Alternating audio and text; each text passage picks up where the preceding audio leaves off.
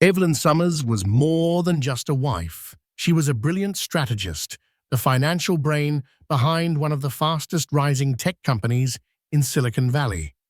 But in a single ruthless decision, her husband, the company's CEO, stripped her of her executive powers the moment she announced her pregnancy. Humiliated and furious, Evelyn prepared to walk away until fate threw a wild card. Within a week, the board of directors made a stunning move. They promoted her to CEO, dethroning her own husband in the process. Love, betrayal, corporate intrigue, and a twist nobody saw coming, her life was about to become a battle for redemption. Richard Van Laren and Evelyn Summers first met during an executive leadership program hosted by Stanford University. They were both young, hungry for success, and fascinated by each other's intellect. He was a visionary entrepreneur who wanted to change the world with cutting-edge technology. She was a meticulous financial strategist who saw patterns in spreadsheets the way artists saw shapes in clouds. Their chemistry was instant. People whispered that they were destined to become Silicon Valley's power couple. Their relationship developed quickly. Between classes and entrepreneurial competitions, they would spend late nights discussing the future, both their own and the world's. Evelyn was attracted to Richard's magnetic confidence, his ability to charm boardrooms full of stone-faced venture capitalists. He, in turn, admired her measured calmness under pressure. But there was more than mutual fascination. There was a sense that together they could build an empire. It wasn't just romance, it was strategy. 3 years later, they co-founded Arcadia Innovations, a technology conglomerate based in Redwood City. Arcadia started with a series of cloud computing tools, then expanded into software solutions for data analytics. Over time, it brought in artificial intelligence applications that caught the eye of major corporations. It helped that both were relentless workers sleeping 4 to 5 hours a night when major deals were on the line. They charmed investors, forging alliances that soared the company's valuation seemingly overnight. By the time they were in their early 30s, they had sealed contracts with the likes of Microsoft. Bill Gates himself once visited Arcadia's Redwood City headquarters for an afternoon discussion on philanthropic initiatives. The press adored them, an ambitious husband and wife team leading a swiftly rising unicorn. Pictures of them, arms linked, smiling brightly at black-tie galas, were plastered on the covers of Forbes and TechCrunch's feature articles. But with rapid growth came stresses and cracks in the foundation. Richard was the visionary dreamer, but often ignored practical limitations. Evelyn, the CFO, had to keep the company grounded financially, ensuring that expansions made fiscal sense. At first, this dynamic worked wonders. Richard soared with ideas. Evelyn built the safety net. But as Richard's ego blossomed in tandem with Arcadia's success, the power dynamics began to shift in ways Evelyn never anticipated. She noticed how, in board meetings, Richard would introduce concepts that strayed from their strategic plan. He would speak over her, ignoring her carefully researched cautions. Staff who recognized Evelyn's quieter brand of leadership admired her steadiness. Others loyal to Richard dismissed her warnings as negativity. Work quickly turned into a political battlefield, with the husband and wife each commanding separate factions. Still, the marriage outside the boardroom seemed stable enough, at least on the surface. They both shared a luxurious penthouse overlooking San Francisco Bay, and the business success afforded them a life of opulence, sports cars, private jets, and invitations to exclusive events like the annual Allen & Company Sun Valley Conference. Their names were whispered among the elite of tech. The pair looked unstoppable.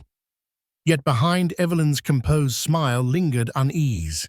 Sometimes she would awaken at 3 in the morning to find Richard poring over new expansions or drafting proposals without telling her. Once she discovered he had made a massive R&D investment in a robotics startup without her knowledge, using company funds. Though her instincts told her to bring it up to the board, she decided to confront Richard privately. He brushed off her concerns, dismissing them as small petty issues in the face of big-picture growth. "You're too cautious, Evelyn," he teased. "Let me handle the vision." Despite those disagreements, she continued to trust in their shared dream. Until one day, everything changed. Evelyn learned she was pregnant. What should have been a joyous occasion became the fuse that lit a bomb inside their marriage. Evelyn felt a dizzy mix of excitement and anxiety when she saw the positive test result. After nearly 5 years of marriage, the possibility of a child had always been left vague. They were both consumed by Arcadia with expansions into Asia, Europe, and the Middle East, so starting a family was someday, not immediately. But that day had finally come. She deliberated for nearly a week before telling Richard, anticipating his reaction. Would he be thrilled, nervous? She rehearsed her words, balancing them with the knowledge that Arcadia was on the brink of unveiling its biggest AI-driven project yet. The timing from a purely business standpoint wasn't ideal, but personal life rarely followed a corporate schedule. When she finally told him over dinner at their favorite Michelin star restaurant in Palo Alto, Richard displayed a hesitant half-smile. His reaction wasn't outright negative, but it wasn't the jubilant embrace she had secretly hoped for. Instead, he asked questions. "Are you sure this is good timing? How will this affect the Asia expansions? Won't the baby interfere with your CFO responsibilities?" Evelyn felt her heart tighten. She didn't have all the answers, but she'd always believed they could figure out a balance. After all, they were problem solvers, right? The pregnancy news brought the simmering issues of control and trust to the surface. Richard started making pointed remarks. "Maybe we should bring in another CFO to take over while you're on maternity leave." He used the word while like it was indefinite. From there, suggestions escalated. Perhaps it'd be better for the company if Evelyn took a step back altogether. She tried to explain that although she'd need some time off, she wasn't about to abandon her responsibilities. Arcadia was her creation as much as his. As the weeks progressed, Evelyn noticed subtle changes.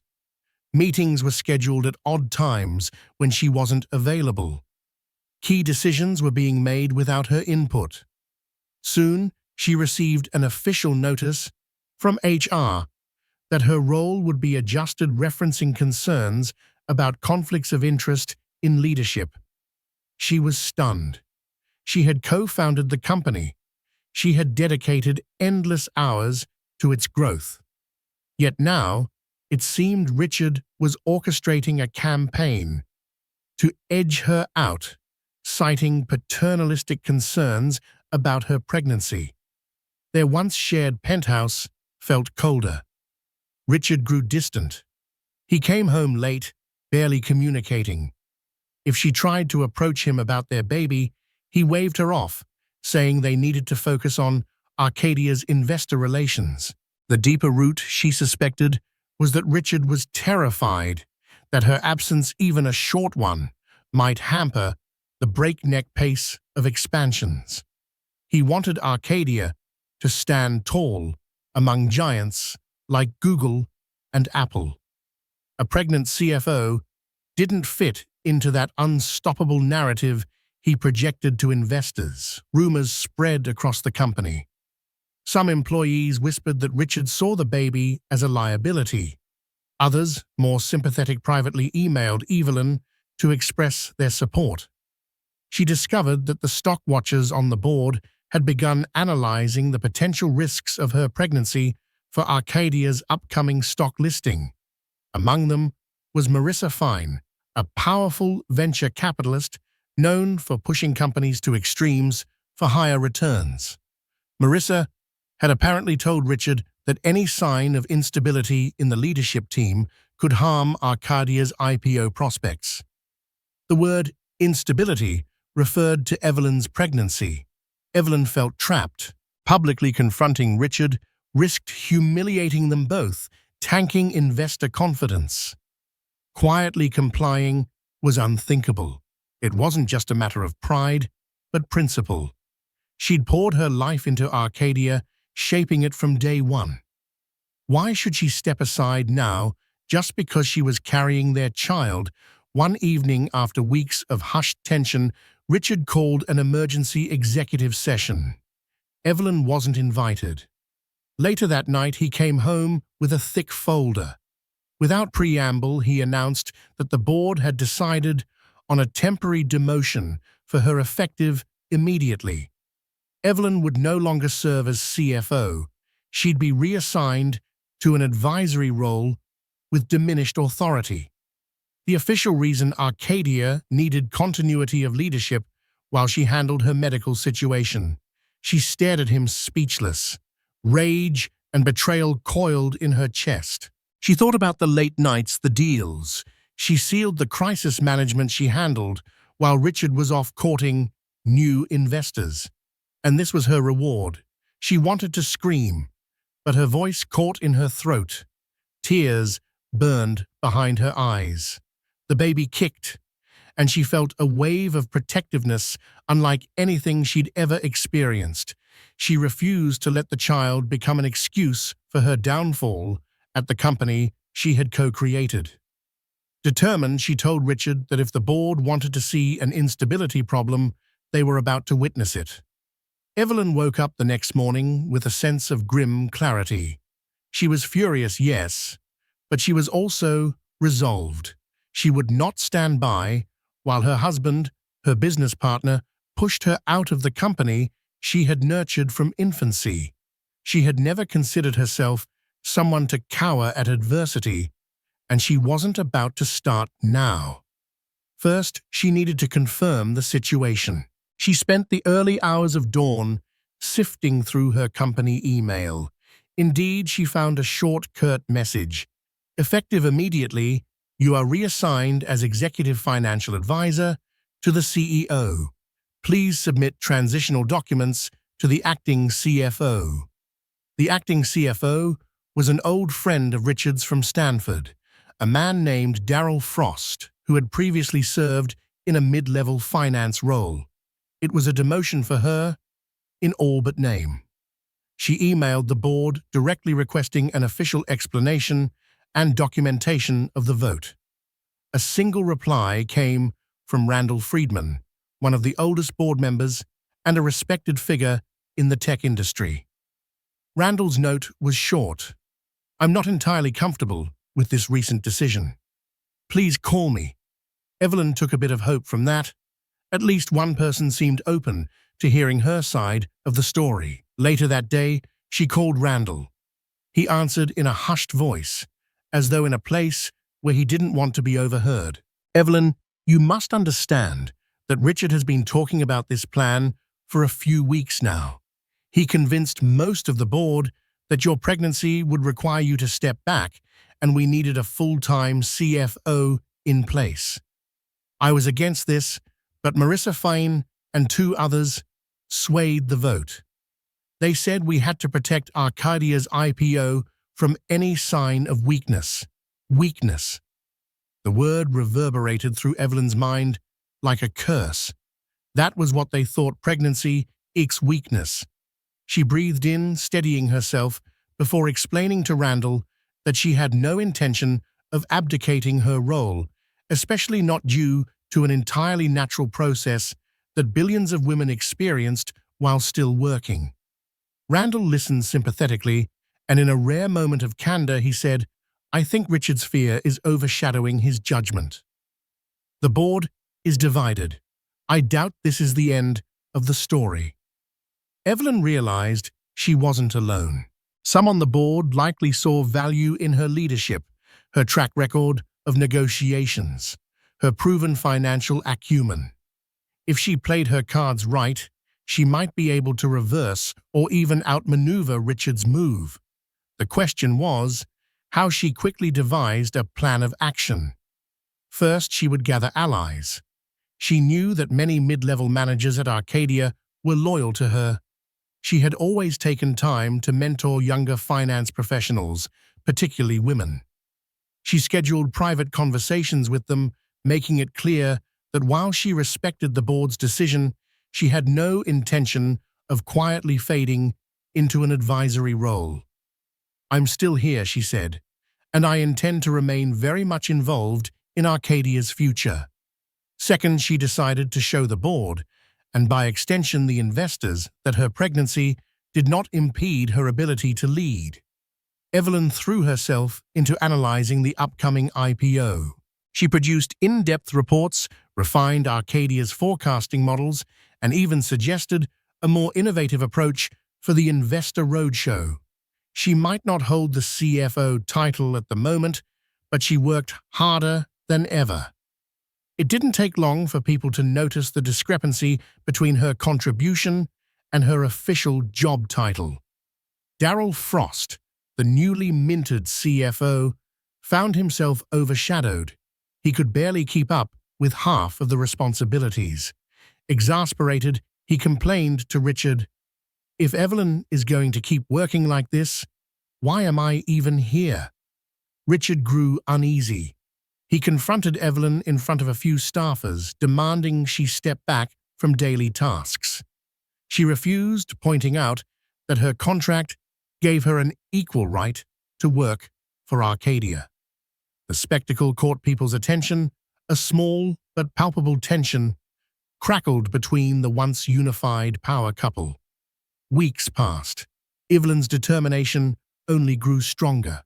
Her baby bump was more visible now, and ironically, it lent her an aura of fierce maternal power. Far from seeming weak, she projected an image of unwavering resolve, a woman who could juggle pregnancy and corporate battles simultaneously. Meanwhile, whispers of Richard's single-minded ambition began to circulate. Some employees had discovered that Richard was funneling excessive funds into a secret robotics partnership in Asia without full board approval. This was reminiscent of that time Evelyn had confronted him about hush-hush expansions. Rumors indicated that he was pressuring suppliers to falsify or inflate contract values to attract bigger investor buzz. If that was true, it could lead to serious legal ramifications for Arcadia, particularly with an IPO looming. Evelyn picked up these rumors through her network of loyal staff. She understood that if there was any truth to these allegations, it could blow up in Richard's face and the board's. She began to methodically investigate, requesting old documents, analyzing procurement data, and cross-referencing contract details. The more she found, the more uneasy she became. There were enough red flags to suspect real misconduct. Arcadia's unstoppable growth story could shatter overnight if these deals turned out to be fraudulent. Evelyn knew she had to handle it carefully. If she made a direct accusation against Richard without ironclad proof, it would look like a scorned spouse lashing out. She needed a strategy, and she needed allies on the board to back her if she decided to reveal her findings. This was no longer just about her job or her pride. It was about Arcadia's future. A scandal of such magnitude could sink everything they had built. Unbeknownst to her, a major board meeting was being planned, one that would change the course of Arcadia innovations and their personal lives forever. The board meeting was set for a Monday morning, an unusual choice meant to catch everyone fresh at the start of the week. The agenda was disguised as routine, covering quarterly earnings, the progress of the IPO, and departmental updates.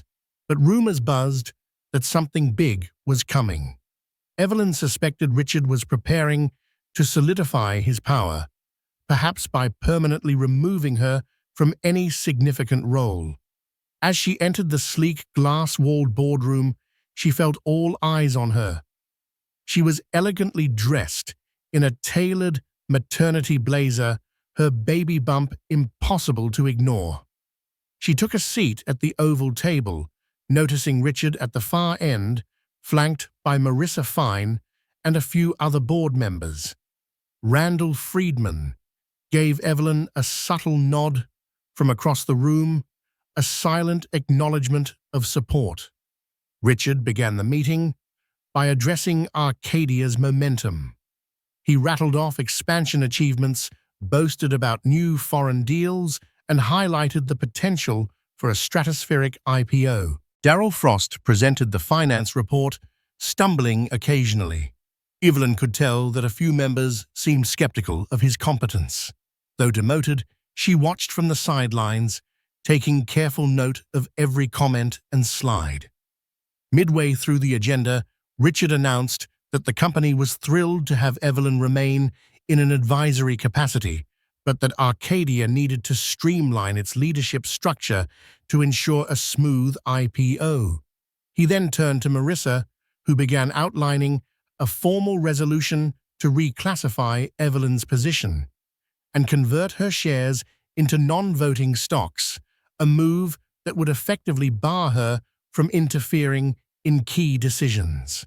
Evelyn sensed the trap. Once her shares were non-voting, she would have no real power. She gripped her pen tightly, scanning the room for reaction. A few members, including Randall, visibly stiffened.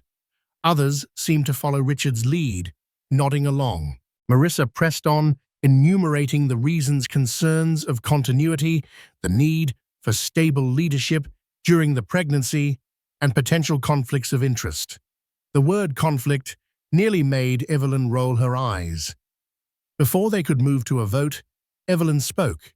She addressed the room with a clarity that commanded attention. "I want to speak for myself." She set aside the prepared notes, opting for sincerity over rehearsal. She began by recounting her history at Arcadia. She talked about the nights she'd spent traveling the world to secure deals, the teams she had built, the strategies that led to Arcadia's financial success. She reminded the board that her pregnancy was not an abdication of her responsibilities or her skills. Women across the world have children while continuing to excel in their careers, she stated firmly. "I am no different." She then pivoted to something that caught everyone off guard: the suspicious deals in Asia. She laid out bullet points, specific contract numbers, rerouted funds, and inflated valuations that did not match official records. She did not accuse Richard directly, yet she simply presented facts and anomalies, suggesting Arcadia needed to investigate to ensure compliance before the IPO. "If we ignore these red flags, we risk jeopardizing our future on the public market," she concluded. "We have a responsibility to our investors, our employees, and ourselves to act diligently." A heavy silence fell. Richard glared at her, his jaw clenched. Marissa's composure slipped as she fidgeted with her pen. A few board members exchanged concerned looks. Evelyn had landed a blow, not just an emotional one, but a factual one, that directly threatened their carefully curated success narrative. Richard finally spoke. "We can't afford to stall with bureaucratic distractions. We have an IPO timeline.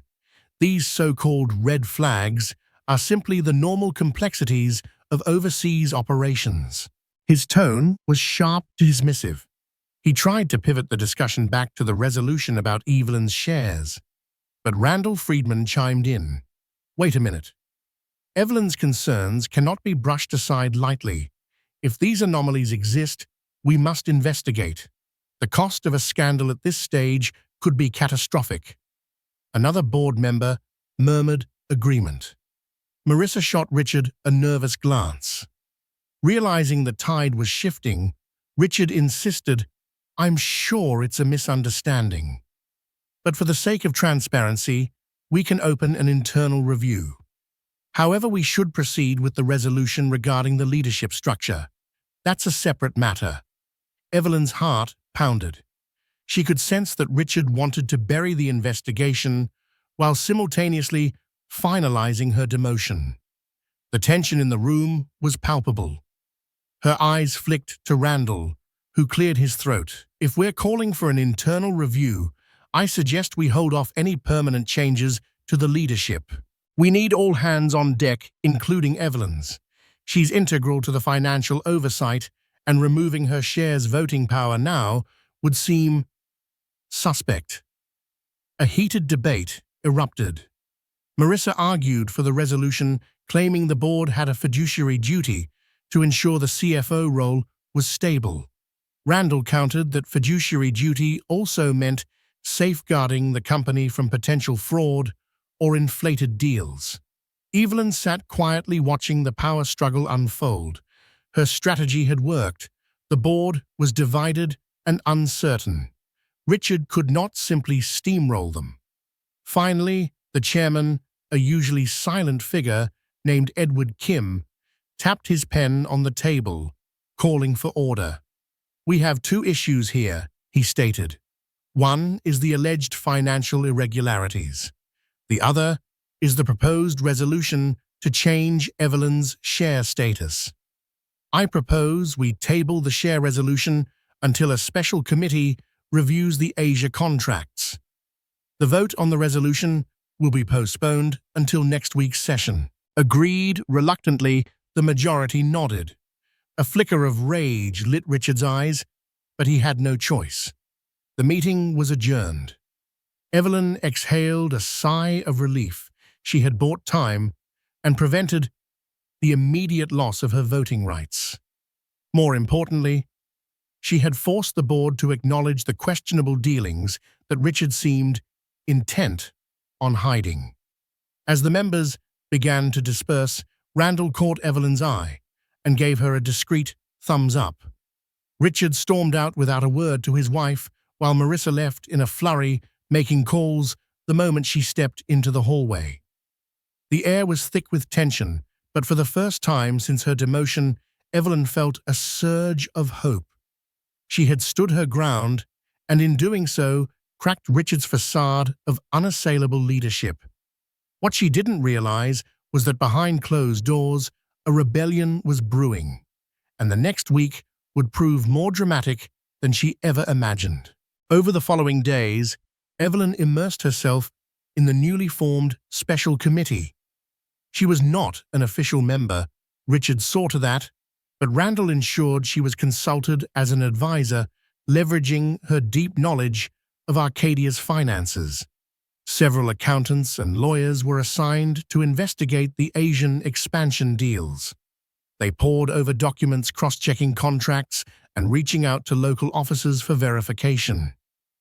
As Evelyn worked closely with this committee, more irregularities surfaced. Some of the contract signatories didn't even exist.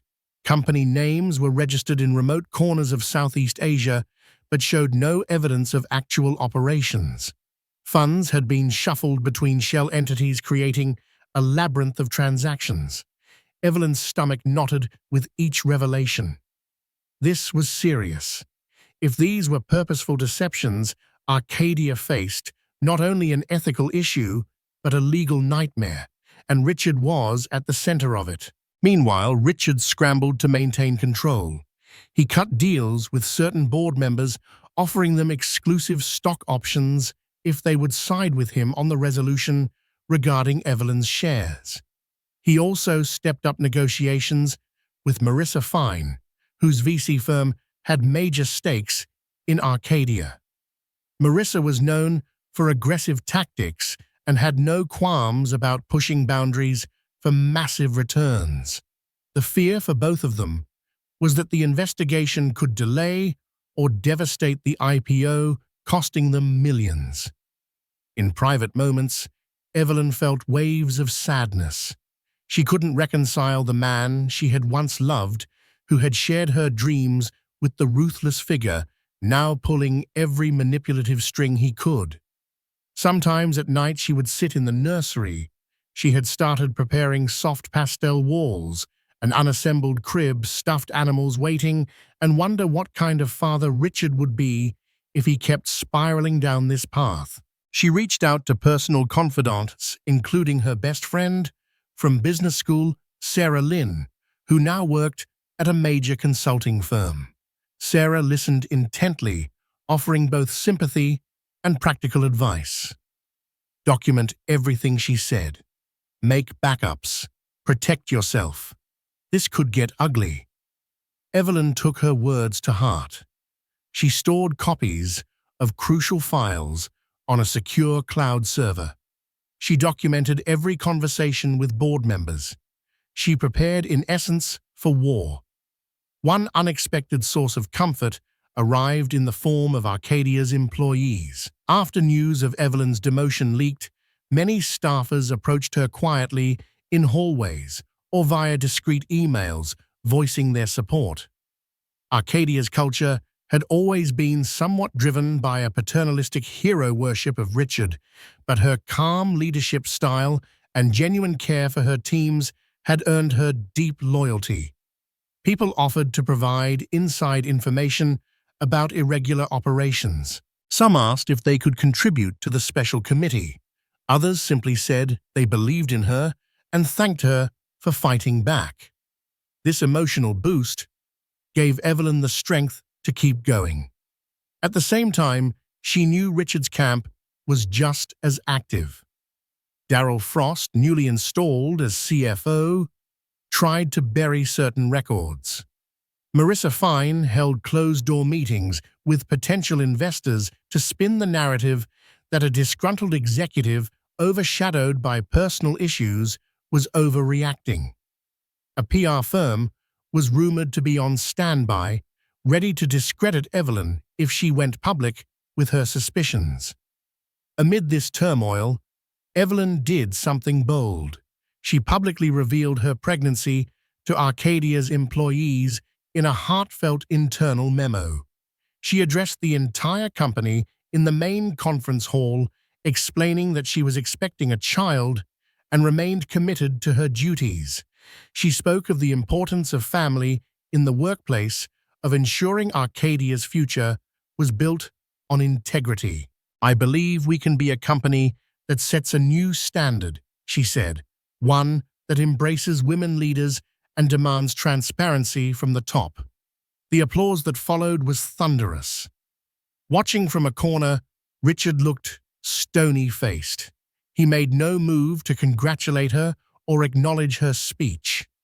The moment was captured in a viral photo that spread among the staff, Evelyn standing tall, with a glowing smile baby bump visible, while Richard lurked in the shadows.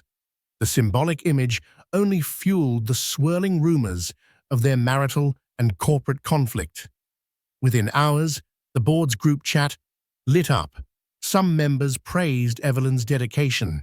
Others fretted that she was turning this into a media circus, overshadowing Arcadia's focus on the IPO. Randall Friedman stood firmly in her corner, emailing that the positivity around Evelyn could actually strengthen Arcadia's brand if they resolved the internal disputes swiftly and ethically. That night, alone in the penthouse, Evelyn confronted Richard in the living room. They hadn't spoken much outside business for weeks. "Why are you doing this?" she asked, tears in her eyes. "We built Arcadia together. Why are you risking everything with these shady deals?" He glared at her frustration etched into his features. "You don't understand. I've got bigger plans for Arcadia. We're on the cusp of something huge: robotics, AI expansions. We're negotiating with top governments. We can't afford to miss this window. Sometimes we have to bend the rules to get ahead." She stared at him aghast. "Bend the rules? You're talking about potential fraud. And you're willing to sabotage your own wife's career for that," Richard sneered. "Don't play victim. You care more about your own power than the future of Arcadia. If you were truly devoted to this company, you'd trust me." Then, in a quieter voice, he added, "You think the board admires you because of your ethical stand. They only see an opportunity to use you against me. Don't be naive." Evelyn's fury rose. She pressed a hand against her stomach, feeling the faint movement of their child. "We're having a baby, Richard. Does that not matter to you at all?" He hesitated, a flicker of emotion crossing his face. But he hardened again. "I'll take care of you and the child, but Arcadia is bigger than a family. It's a global force in the making, and I'm not about to let you or anyone else tear it down." With that, he stormed off, leaving Evelyn shaken. She realized that Richard's obsession had reached a point where he was willing to destroy everything, even their marriage, for his vision of success. But she wouldn't let him destroy her. Not when she had fought so hard to get here, not with a baby on the way, and certainly not when she still had a powerful card to play the truth. The second board meeting was scheduled for the following Monday, giving the special committee just under a week to compile evidence. Every day felt more intense than the last. Tensions ran high within Arcadia's corridors. Whispers of something big about to drop pervaded water-cooler conversations, Slack channels, and discreet text messages. Evelyn worked tirelessly, consulting with the committee, cross-verifying documents, and preparing for the confrontation she sensed was imminent. On Thursday, the committee concluded its preliminary findings. The evidence left little room for doubt. Certain overseas operations were sham fronts, and large sums of money had been funneled in ways that artificially inflated Arcadia's financial statements. Not all details pointed directly to Richard, but the chain of approvals included his signature. If challenged by regulators or an investigative body, Arcadia would likely face immediate scrutiny, possible legal action, and a battered reputation, devastating for an IPO candidate. Evelyn knew the stakes. She also recognized that revealing these findings would be both personal and corporate Armageddon. Richard might be implicated in financial misconduct, effectively ending his career. It would also sink their marriage beyond repair. Yet she found clarity in one simple truth: Arcadia's integrity and the future of her child's legacy mattered more than protecting a husband who had betrayed her. She reached a calm resolution. She had to do what was right, no matter the cost. The morning of the board meeting, Evelyn arrived early. She wore a simple navy blue dress, professional yet unassuming. In her briefcase, she carried a neatly organized binder of evidence. She braced herself for a fight, uncertain of how the board would react. Would they thank her for her diligence or turn on her to protect the IPO? As the board members filed in, the atmosphere was thick with unease. Richard took his seat at the head of the table, flanked by Marissa Fine and Darryl Frost. Randall Friedman sat closer to Evelyn. The chairman, Edward Kim, called the meeting to order. The agenda listed two critical items: the Asia expansion investigation and the vote on Evelyn's share reclassification. First up was the investigative committee's report. The lead investigator, a stoic man named Peter Danson, walked through the major findings slide after slide, each point built upon the last painting, a damning picture of manipulated contracts and hidden shell companies. Several board members audibly gasped. Marissa's face turned pale, her attempt at a neutral expression failing. At last, Peter concluded, "We believe there is substantial evidence of fraud, or at minimum, gross negligence, in the management of these foreign deals. If this is not addressed immediately, we risk severe legal consequences and potential shareholder lawsuits." Silence consumed the room. Evelyn felt her pulse thudding in her ears. She could sense the tension radiating from Richard. The muscle in his jaw twitched ominously. Finally, Edward Kim spoke. "This is extremely serious. We must respond decisively. Who oversaw these transactions, and how did this happen on our watch?" Evelyn cleared her throat, deciding this was her moment. She stood and addressed the board. From the documents and approval logs, it appears these transactions required sign-off from the CEO or an authorized delegate. We have a chain of digital signatures that can be traced to Richard's credentials, as well as to a third party who hasn't been properly identified yet. I propose an immediate internal audit led by an external law firm, and we notify the authorities of potential irregularities. A tremor passed through the room. Richard leapt to his feet, voice booming. "This is absurd. I never authorized any fraudulent transactions. My digital credentials could have been cloned. Don't let Evelyn twist this into her personal crusade. She's been against me since I had to demote her. She wants to sabotage the IPO and gain control for herself." Marissa Fine jumped in. "We should be careful about public announcements. The IPO is on the line. Maybe we can handle this quietly, do an internal fix without regulators." Randall Friedman intervened, his voice calm but firm. "That's exactly the type of short-sighted thinking that lands companies in ruin. If we hide this, the repercussions will be exponentially worse later. We must proceed ethically." A heated back and forth erupted, with some board members aligned with Marissa, others with Randall. Evelyn remained standing, refusing to be drowned out. She raised her voice above the fray. "We've worked too hard to build Arcadia. Don't let a cover-up destroy us. The truth will emerge eventually. We need to act now with transparency." Edward Kim, seeing the chaos, proposed a vote. All those in favor of initiating a formal investigation, contacting the SEC, and halting any immediate IPO steps until this is resolved, raise your hand. To Evelyn's amazement, a majority raised their hands, even some who had previously seemed loyal to Richard. The gravity of the evidence was undeniable. Marissa Fine's hand stayed down. Richard glowered, crossing his arms defiantly, but he was outvoted. The resolution passed. Arcadia would openly investigate the fraud and delay the IPO. Richard looked as if he might explode. He pointed an accusing finger at Evelyn. "I hope you're happy.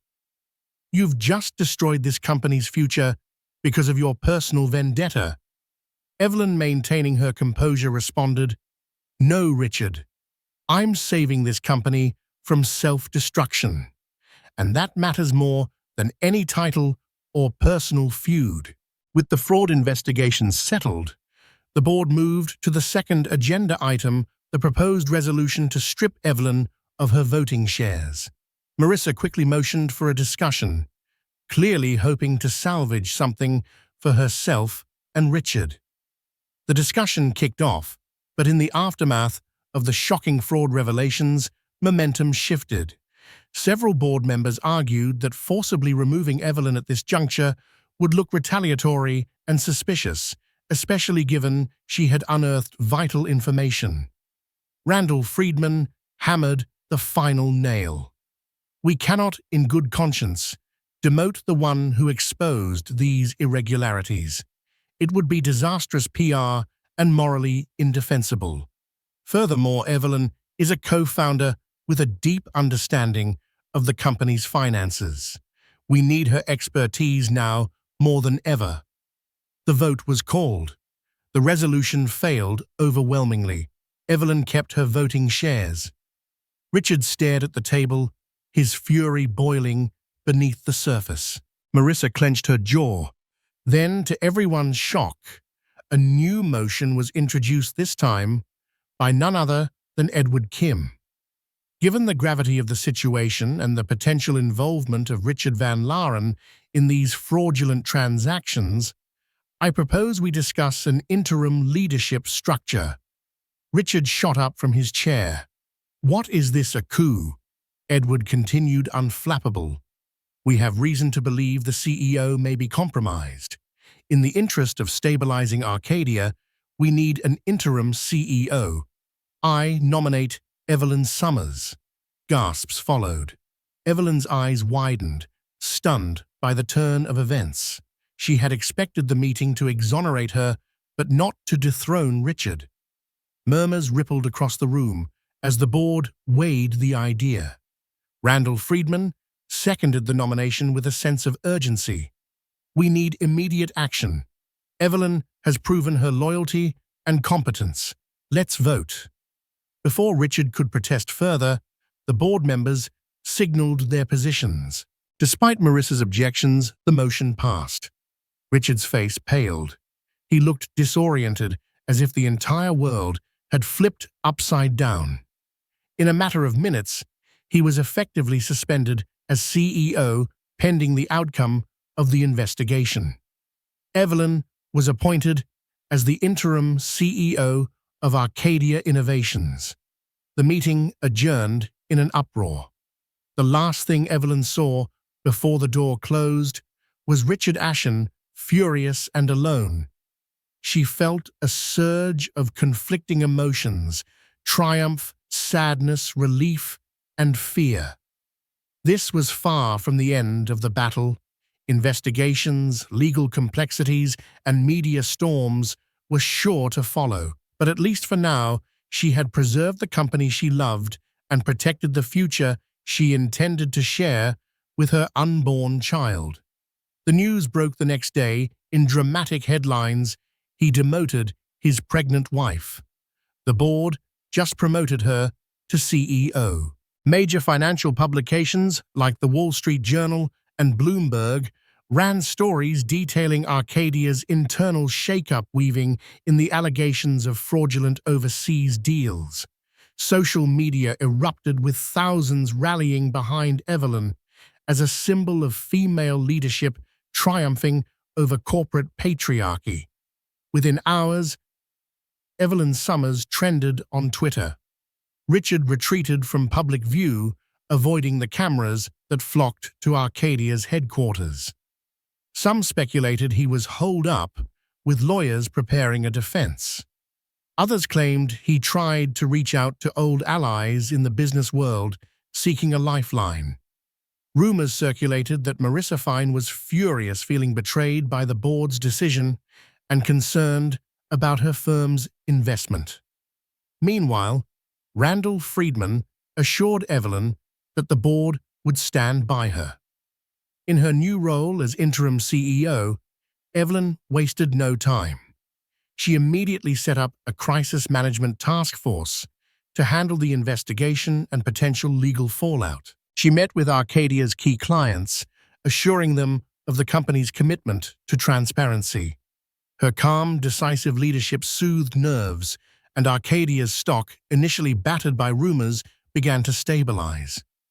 Ironically, the very pregnancy Richard had cited as a liability now became a symbol of hope and renewal for the company.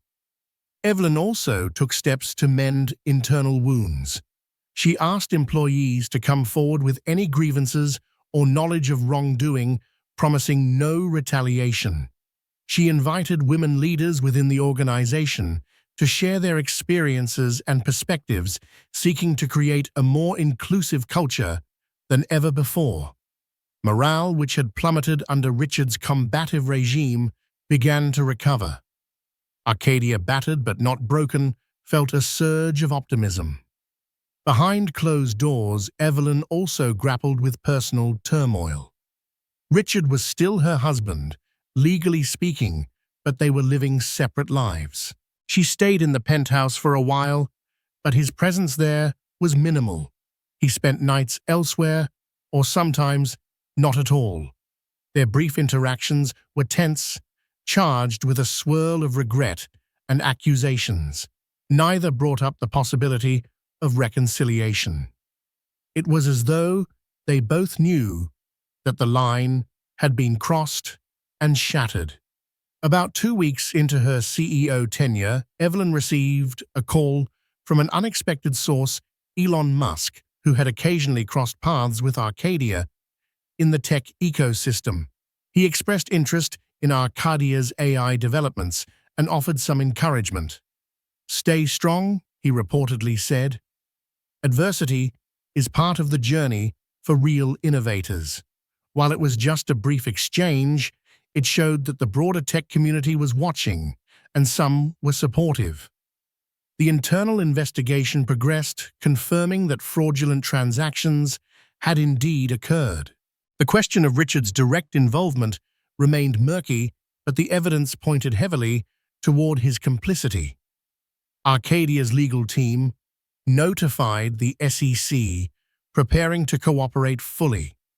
Meanwhile, employees who had been part of the hush-hush deals claimed they acted under executive orders. Richard was in the crosshairs, like it or not. At times, Evelyn felt overwhelmed. She was preparing for the birth of her first child, while navigating an unprecedented corporate crisis. But in the midst of chaos, she found unlikely serenity. She realized she had the power to shape Arcadia into a company built on values she cherished, ethics, inclusivity, and genuine innovation rather than fear and dubious deals. The child growing within her became a source of courage, reminding her that she was fighting for something larger than personal revenge. One evening, after a marathon day of meetings, she received a knock on her office door. It was Randall Friedman, smiling warmly. He handed her a small baby gift, a plush teddy bear wearing a miniature Arcadia t-shirt. "You know," he said, "I've seen many corporate battles, but I have to say, this is the first time I've seen one turn quite so poetic." A pregnant co-founder betrayed, then elevated to the top. It's something the world won't forget. Evelyn smiled, touched by the gesture. "I just hope we can steer this company through the storm," she replied. Randall's grin widened. "With you at the helm, I have no doubt." As Arcadia stabilized under Evelyn's leadership, the noose tightened around Richard. The external law firm's investigation advanced quickly, gathering testimonies and digital forensics that linked Richard to the suspicious deals. Arcadia's attorneys informed him that he was likely facing a lawsuit from the company itself, breach of fiduciary duty, among other allegations. The SEC also launched a preliminary inquiry into the matter. Richard tried to contact Evelyn multiple times, sometimes angrily, sometimes pleadingly. She ignored most of his calls, communicating only through official channels to maintain professionalism. But one day, she found him waiting in the penthouse, pacing the living room with a hollow look in his eyes. He turned sharply when she walked in. "How could you let them do this to me?" he demanded. His voice trembled, equal parts rage and despair. Evelyn felt a swirl of emotions.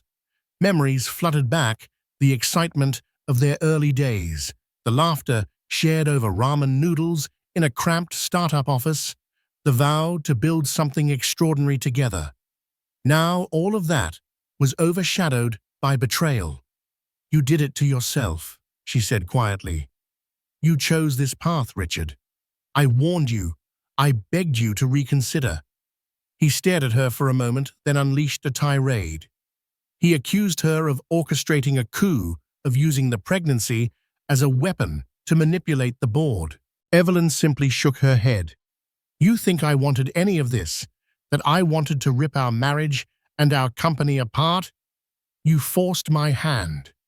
Finally, Richard broke down, sinking into a chair with his head in his hands. "They're going to press charges," he said, voice muffled. "The board is done with me.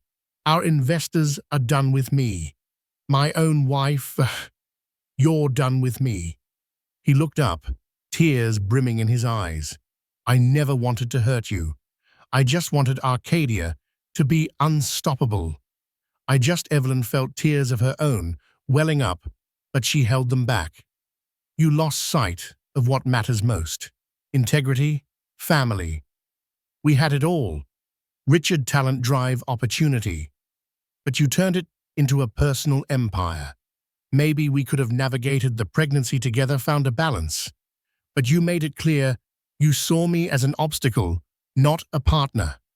He tried to reach out for her hand, but she pulled away gently. "I can't fix this for you anymore," she whispered. "I have to protect Arcadia. I have to protect our child." Richard's shoulders sagged, resigned. Slowly he stood up and walked toward the door. "You've won," he said, bitterly. "Enjoy your victory, Evelyn." With that, he left the door, clicking shut behind him, a final punctuation mark on a relationship that once burned brightly with promise. Evelyn sank onto the couch, letting the tears come. The penthouse felt cavernous, filled with echoes of a life that no longer existed. She thought about the child growing inside her, about the uncertain future and the heartbreak of this moment. But as painful as it was, she knew it was necessary. Sometimes, to save what you love, you have to make the hardest choices. The weeks that followed were a whirlwind of official statements, legal proceedings, and corporate restructuring.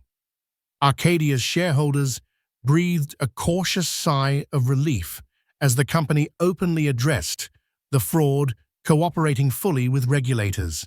While the IPO was postponed, investor confidence began to recover under Evelyn's transparent leadership. Many in the media praised her as a model for ethical governance, while others speculated about the heavy toll such leadership came with. Richard's fate remained uncertain. He lawyered up, but the evidence stacked high. Marissa Fiend cut her losses, stepping back from the board and distancing her firm from Richard. It became clear that if indicted, he could face serious consequences. Some employees who had participated in the fraudulent deals expressed regret, shifting blame onto him. Others tried to salvage their own reputations, testifying that they were coerced. The machine that Richard once controlled now churned against him. Meanwhile, Evelyn carried on. She focused on rolling out new policies to prevent future abuses. She hired a chief ethics officer, restructured compliance teams, and improved channels for whistleblowers. She also set up new maternity and paternity leave policies, a symbolic nod to her personal journey. Morale improved, and Arcadia began winning back clients who admired the company's resilience. A few months later, major tech publications hailed Arcadia as a prime example of how to pivot from crisis to ethics-driven innovation. On the personal side, Evelyn quietly prepared for her child's arrival. She moved into a new condo, deciding it was healthier to leave the penthouse behind. She leaned on friends, especially Sarah Lynn, for emotional support.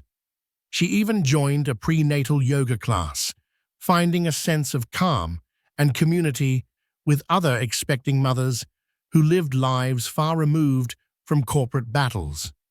The baby's kicks reminded her daily of hope, a fresh start waiting just around the corner. When Evelyn's due date approached, the board insisted she take a leave of absence for the final few weeks. She resisted at first, unwilling to abandon Arcadia during a critical time. But after some reflection, she realized it was wise to let her newly hired executives step up. Confidence in the leadership team was growing, and they could handle operations while she focused on her child. The day before her leave began, she held a final meeting with her top managers. "Trust your instincts," she told them. "We've come through the worst of the storm. Now we have a chance to shape Arcadia into something truly good. Don't lose sight of why we do what we do." They applauded, some with tears in their eyes. She had become a role model, a beacon that shone through the darkest times. In the early hours of a quiet Saturday morning, Evelyn felt the first contractions. Sarah rushed her to the hospital. Despite the months of turmoil, the moment was both surreal and grounding. She was about to meet the life she had carried through one of the fiercest corporate battles imaginable. The labor was long, but free from major complications. Finally, near sunset, she gave birth to a baby girl, Sophia Grace Summers. Holding Sophia in her arms, Evelyn felt a wave of emotion crash over her love relief and an overwhelming sense of gratitude. She realized that no boardroom victory, no corporate title could ever compare to this miracle of new life. She spent a few days in the hospital, recovering and bonding with her daughter. Flowers and gifts poured in from Arcadia. Employees, board members, and even some old business acquaintances who heard the news. One card in particular from Randall Friedman read, "You brought life and light back into Arcadia. Now focus on the greatest creation of all, your child." Evelyn smiled as she read the heartfelt message. Richard did not come. She had not expected him to. He was likely deep in legal battles, or perhaps too ashamed to face her or his newborn daughter. Evelyn felt a pang of sadness for Sophia, who might never know her father in a meaningful way. But she also recognized that she could not force Richard to be the parent he wasn't ready or willing to be. When she was discharged, Evelyn carried Sophia out of the hospital, stepping into the warm California sun. The future was a wide horizon, challenging, unpredictable, but hers to shape. A few weeks after giving birth, Evelyn returned to Arcadia and found the company thriving. The leadership team had held the fort, admirably securing strategic partnerships that bolstered confidence. Employees greeted her with a standing ovation. In her arms, baby Sophia blinked curiously at the sea of smiling faces. Evelyn resumed her CEO duties with a new perspective. She implemented flexible work hours not just for herself, but for all employees seeking better work-life balance. Her focus shifted toward developing AI-driven healthcare initiatives, a field with personal resonance. Evenings were sacred. She'd return home to sing lullabies and read bedtime stories to Sophia. The investigation into Richard's misconduct marched on. Eventually, he negotiated a deal: restitution, a corporate ban, and silence. He vanished from the tech scene. Rumors hinted at exile and mounting debts, but Evelyn no longer sought closure. Her energy was with Arcadia and her daughter. Under Evelyn's guidance, Arcadia's reputation flourished. She appeared on panels, her story hailed as one of resilience. "We must remember why we build, not just what we build," she told aspiring leaders. She had become a symbol of ethical leadership, proof that strength can come from both conviction and compassion. A year later, Evelyn stood on stage at a corporate leadership summit in San Francisco. She was the keynote speaker, and the packed auditorium buzzed with anticipation. In a nearby green room, her daughter Sophia, now a curious toddler, played under Sarah Lynn's watchful eye. Evelyn began her speech by recounting Arcadia's founding and the dreams she and Richard once shared. She acknowledged the betrayal and demotion she endured and how the board reversed it within a week, promoting her to CEO. She spoke openly about the personal cost, heartbreak, uncertainty, and fear for her unborn child. Then came the turn: how she fought for truth, uncovered fraud, and reshaped the company with integrity. "Power can be abused, trust can be shattered," she said, "but integrity can prevail, and when it does, it lifts everyone." The crowd rose in a standing ovation. Evelyn smiled, overwhelmed but at peace. Backstage, Sophia toddled into her arms. Evelyn kissed her daughter's cheek and whispered, "We did it, my love. We're still standing." As they left the stage, hand in hand, Evelyn reflected on how the darkest moment, her public demotion, sparked a transformation. In fighting back with grace and truth, she had reclaimed her dignity and reshaped Arcadia's legacy, and that she knew was real power. The story of Evelyn Summers isn't just a tale of corporate twists and personal betrayals, it's an anthem of resilience, and ethical leadership. She found the courage to protect her unborn child, reclaim her rightful place in the company she co-founded, and steer Arcadia toward a future built on honesty and compassion. Through heartbreak, betrayal, and a boardroom revolution, Evelyn emerged stronger than ever, reminding us all that integrity can conquer even the most ruthless ambition. If Evelyn's journey inspired you, if it ignited hope in your heart, or fueled your dreams, then let's keep the conversation alive. Like this video, share it with those who crave a story of defiance and victory, and subscribe to this channel for more tales of triumph. Your support empowers more inspirational narratives and fuels the drive for truth in every field, because integrity like Evelyn's deserves to shine.